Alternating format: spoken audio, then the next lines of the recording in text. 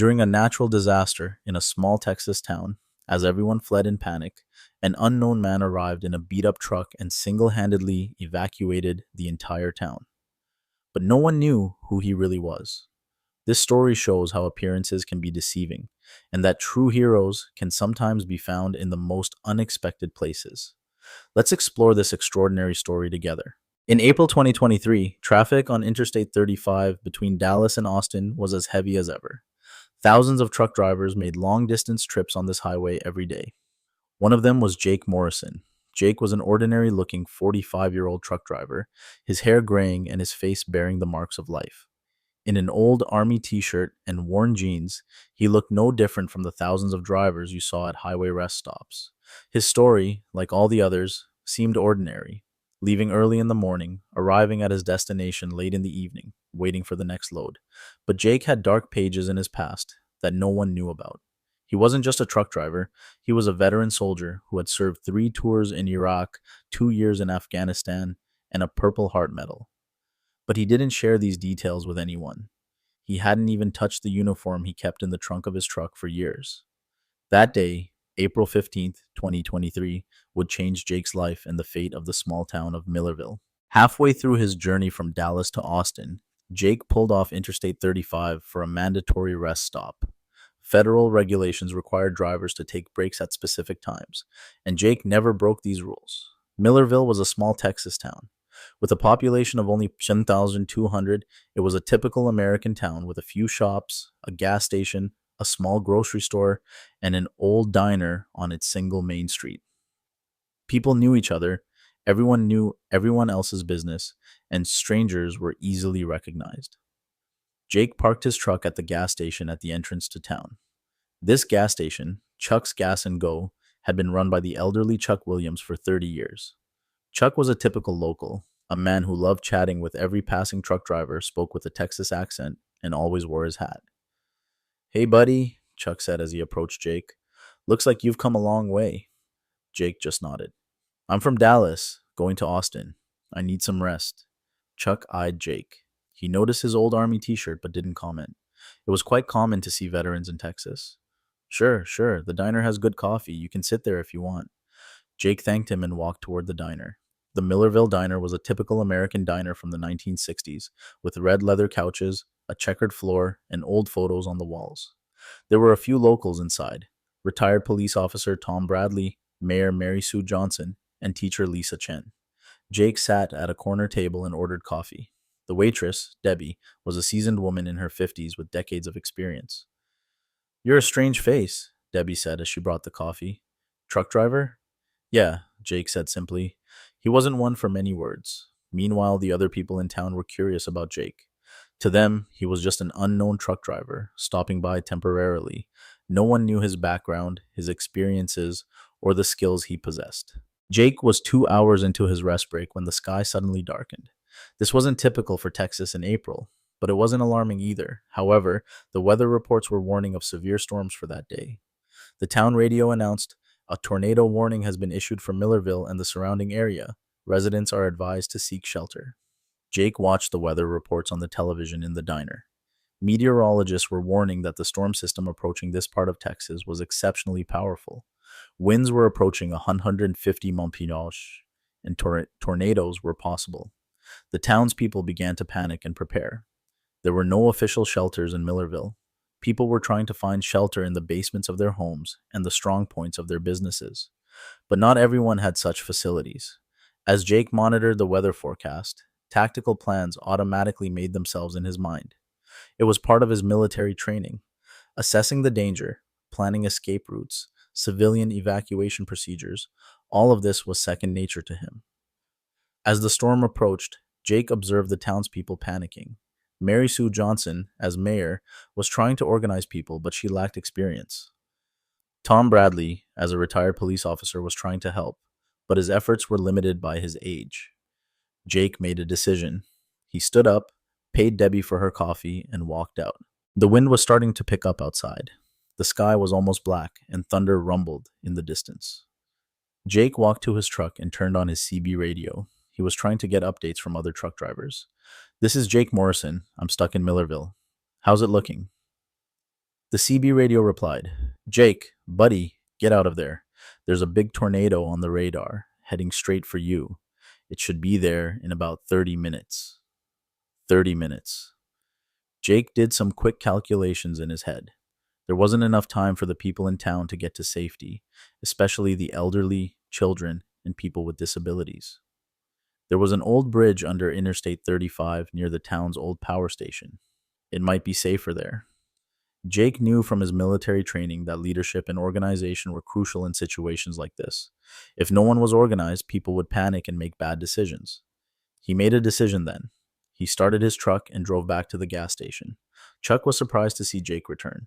Dude, where are you going? The weather's getting bad. Chuck, Jake said, his voice stern but calm. How many people are in this town? What do you mean? Total population. How many people are in town right now? Chuck thought. Maybe 800, 900 people. Why? We need to get them somewhere safe. Now. Chuck gave Jake a strange look. Who are you? Jake looked into Chuck's eyes. I'm a guy who knows this stuff. Trust me. Chuck saw the determination in Jake's eyes. There was something there that no ordinary truck driver's eyes should lack. Authority and experience. Jake asked Chuck about the town's layout. Which houses housed the elderly, who had mobility issues, where the kids were. Chuck knew the town like the back of his hand. Listen, Chuck, Jake said. Under that bridge is the safest place, but we need to get people there in an organized manner. If there's panic, there will be casualties. Jake used his CB radio to organize the other vehicle owners in town. Pickup truck owners, SUV owners, even those with small cars. He gathered everyone together. When Tom Bradley realized what Jake was doing, he approached him. Are you a soldier, son? Jake looked at Tom. Used to be. What unit? 82nd Airborne, then Special Forces. Tom's eyes widened.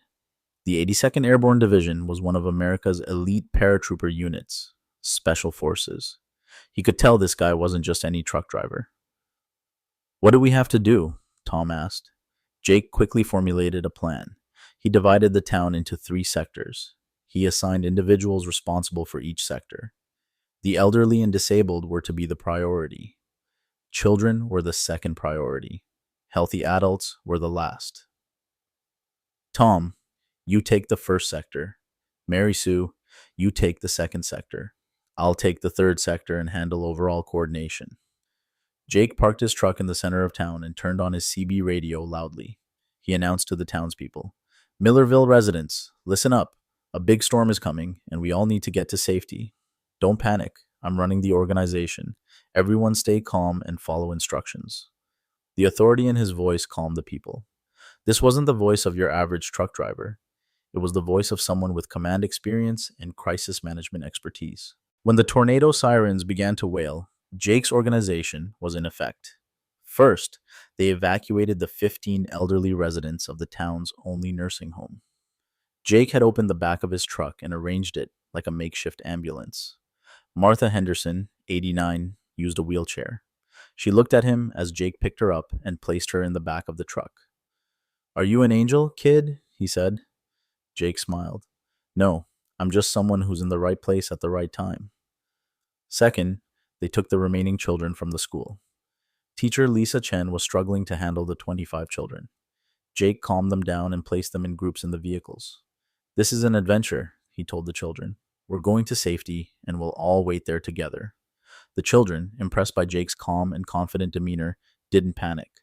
Third, they evacuated the shopkeepers and other residents in the town center. Jake made sure every vehicle reached safety. Meanwhile, the storm was approaching.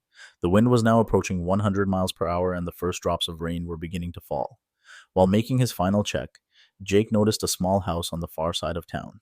The lights were on, but no one was out.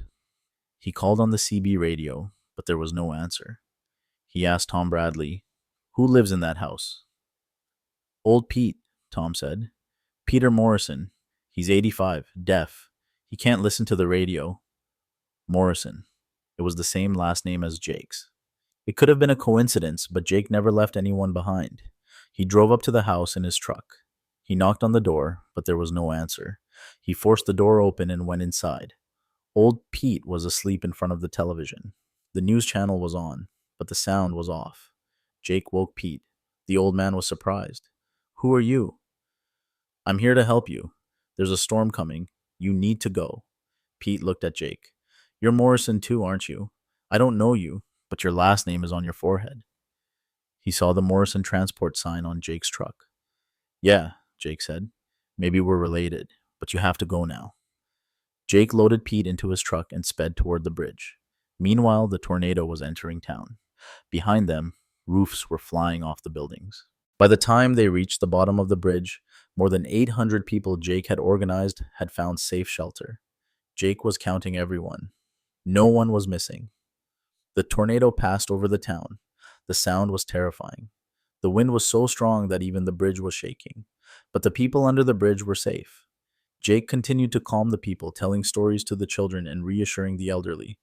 Thanks to his leadership, no one panicked. The tornado lasted about 20 minutes. Jake monitored the situation on his CB radio, gathering information from other truck drivers and weather reports. The storm is passing, he finally said, but we're not leaving yet. We'll stay here until we know for sure. An hour later, weather reports indicated the storm was completely over. Jake began escorting people back to town safely. The scene they encountered upon returning to town was horrific. Most of the buildings were damaged, trees were downed, power lines were downed, but most importantly, no one was killed. After getting everyone home safely, Jake got back into his truck without further explanation and decided to continue on his way. For him, it was simply a job that had to be done. But the townspeople wouldn't let him go. Chuck ran to Jake. Dude, wait. Who are you? Who are you, really? Jake paused. I'm just a truck driver. Tom Bradley approached. No, you're not. You said you were from the 82nd Airborne. What rank were you? Jake didn't want to answer, but Tom insisted. Master Sergeant, Jake finally said. How many tours did you do? 3 in Iraq, 2 in Afghanistan. Tom's eyes widened. You said Special Forces. What unit? Jake remained silent. At that moment, Mary Sue Johnson approached. She had her phone in her hand. Jake, I Googled you. Master Sergeant Jake Morrison. You received the Purple Heart in 2018. You single-handedly saved a village in Afghanistan from a Taliban attack. The townspeople began to gather around them. Jake looked uneasy. That's not important, he said. Of course it's important, Chuck said. You're a hero. I was just doing my job. Lisa Chen, a teacher, was checking news sites on her phone. Jake, there are articles about you. You have a silver star too. Bronze star. Jake wanted to leave. This kind of attention made him uncomfortable. Listen, he said. I'm just in the right place at the right time. You would have done the same thing. No, said Tom. We wouldn't have. We didn't know how to do it. You're trained, experienced, and you saved all of our lives today. The next day, the tornado and evacuation operation in Millerville made the local news. The headline was, Mystery Truck Driver Saves Town. Jake was in Austin at the time, delivering his load, but other truck drivers who saw the news started to recognize him. On the CB radio, Jake, man, we saw you on TV. You did a great job. Jake didn't want the attention, but he couldn't escape it. When he returned to Millerville, the townspeople welcomed him like a hero. Mayor Mary Sue Johnson had held a small ceremony for him. Jake Morrison, Mary Sue said, you are our town savior. I officially proclaim you an honorary citizen of Millerville. The townspeople applauded. Jake was embarrassed, but also proud. Jake's connection to Millerville remained unbroken from that day on. Whenever he traveled Interstate 35, he'd always stop in town, stopping at Chuck's gas station. He and Chuck became close friends. They shared their veteran experiences with Tom Bradley. He sometimes told the kids at Lisa Chen's school about his military life. Jake wasn't just a temporary truck driver anymore. He was part of the town. He also formed a special bond with old Pete. They learned they were, in fact, distant relatives. Pete's grandson was Jake's grandfather's cousin. Take care of your family, son, Pete told him. Family is more important than anything. Months later, Jake still worked the same route, but now people saw him differently. When he talked to other drivers at rest stops, they realized he wasn't just any guy. But the most significant change for Jake was how he viewed himself. For years, he'd hid his past, thinking he was just a truck driver. But that day in Millerville, he remembered who he was. He was a soldier. He was a leader. He knew how to protect and save people. And he could do it as a truck driver too. One day, while talking to Debbie at the diner, he said to her, You know, Debbie, people judge you by your appearance. For years, I was seen only as a truck driver, and maybe that's how I saw myself. But that stormy day, I realized that no matter who you are, the hero inside you never dies. Debbie smiled. Jake, you're always the hero. It only comes out when the time is right. Jake Morrison's story shows how deceiving appearances can be. His shabby clothes, ordinary truck, and unassuming demeanor don't hide his true character. That day in Millerville, people saw Jake as just a temporary driver. But in those critical moments, his true identity was revealed: a seasoned soldier, a trained leader, and most importantly, a hero who prioritized the safety of others over his own. Jake's story teaches us this: real heroes don't wear costumes or have superpowers like in Hollywood movies. They live among ordinary people, go about their daily business, and take action when necessary. Sometimes it's a truck driver, sometimes a teacher, sometimes a neighbor. Heroes are everywhere. We just need to learn to recognize them. And people like Jake Morrison remind us: no matter your past, no matter what you do now, the hero within you is always there. He's just waiting for the right time. After that Texas storm, the people of Millerville never saw Jake as just a truck driver. He was their hero, and Jake no longer saw himself as just a driver. He had remembered who he was. After all, your true identity isn't defined by the work you do, but by the decisions you make in critical moments. And on that stormy April day, Jake Morrison revealed his true identity to the world.